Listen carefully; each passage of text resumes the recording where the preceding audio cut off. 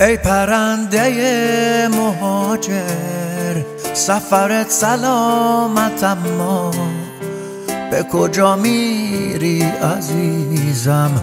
قفس تموم دنیا روی شاخه های دوری، چه خوشی داره صبوری وقتی خورشیدی نباشه، تا همیشه سوت و کوری.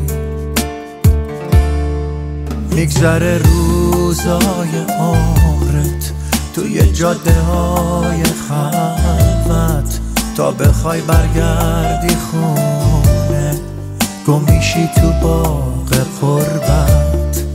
واسه ما فرقی نداره، هر جا باشیم شب نشینیم، دلخوشیم به این که شاید سحر رو یه روز ببینیم.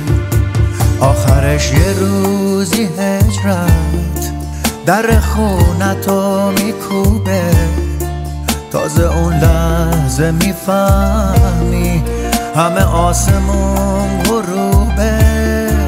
آخرش یه روزی هجرت در خونتو میکوبه، تازه اون لحظه میفهمی همه آسمون غروبه.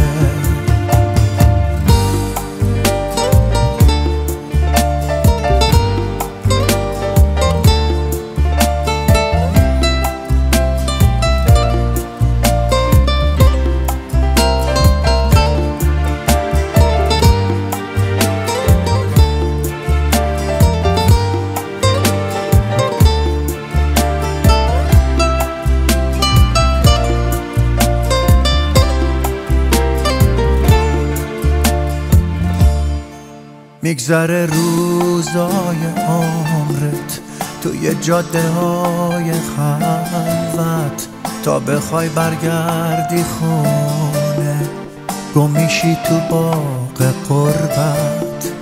واسه ما فرقی نداره، هر جا باشیم شب نشینیم، دلخوشیم به این که شاید سحر رو یه روز ببینیم.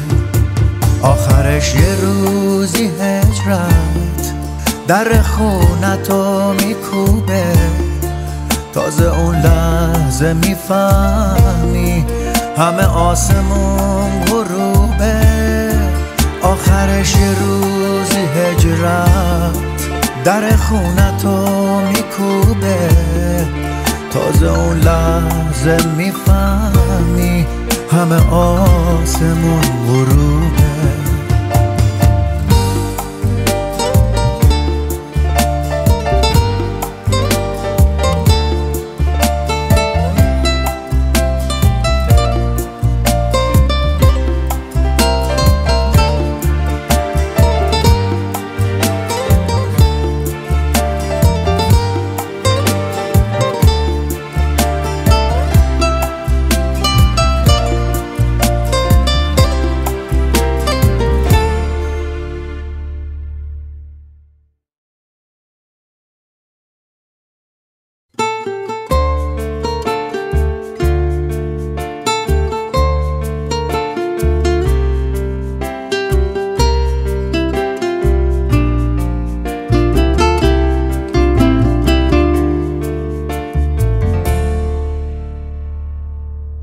ای پرنده مهاجر، سفرت سلامت اما به کجا میری عزیزم؟ قفس تموم دنیا روی شاخه های دوری، چه خوشی داره